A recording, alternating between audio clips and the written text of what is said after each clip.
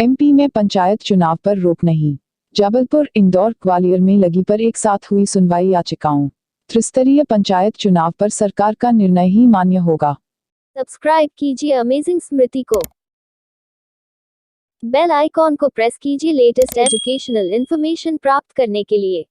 मध्य प्रदेश में पंचायत चुनाव प्रक्रिया पर हाईकोर्ट ने रोक लगाने से इनकार कर दिया है। करीब 40 मिनट तक अदालत में सुनवाई हुई। मामले में अधिवक्ता विवेक तनखा ने कहा है कि अब वे सुप्रीम कोर्ट जाएंगे। राज्य में होने वाले त्रिस्तरीय पंचायत चुनाव को लेकर आरक्षण प्रक्रिया को लेकर प्रदेश भर में लगाई गई याचिकाओं पर 9 दिसंबर को एक साथ सुनवाई हुई। चीफ जस्टिस रवि मिलिमठ और जस्टिस विजय कुमार शुक्ला की डबल बेंच ने चुनाव पर रोक लगाने से मना कर दिया है। कोर्ट ने कहा कि ग्वालियर खंडपीठ ने स्टे देने से पहले ही मना कर दिया था, तो बेंच बदलने से क्या होगा।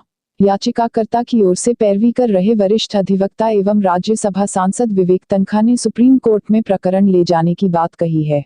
9 दिसंबर को एक साथ पंचायत चुनाव को लेकर दायर याचिकाओं की सुनवाई हुई।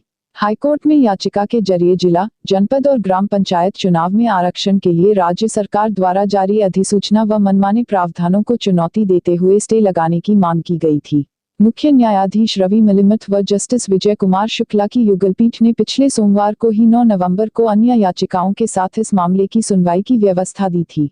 इस मामले में पूर्व में अलग अलग याचिकाओं पर सुनवाई के बाद पंचायत एवं ग्रामीण विकास विभाग के प्रमुख सचिव, पंचायत राज संचालनालय के आयुक्त सह संचालक सहित अन्य को नोटिस जारी कर जवाब तलब किया था।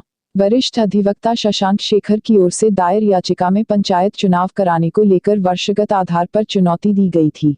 वहीं पुरानी याचिकाओं में कहा गया था कि राज्य सरकार ने 21 नवंबर 2021 को अधिसूचना जारी कर आगामी पंचायत चुनाव में 2014 के आरक्षण रोस्टर के आधार पर चुनाव कराने की घोषणा की है। इसके पहले 2019-20 में पंचायत चुनाव का आरक्षण निर्धारित कर दिया गया था।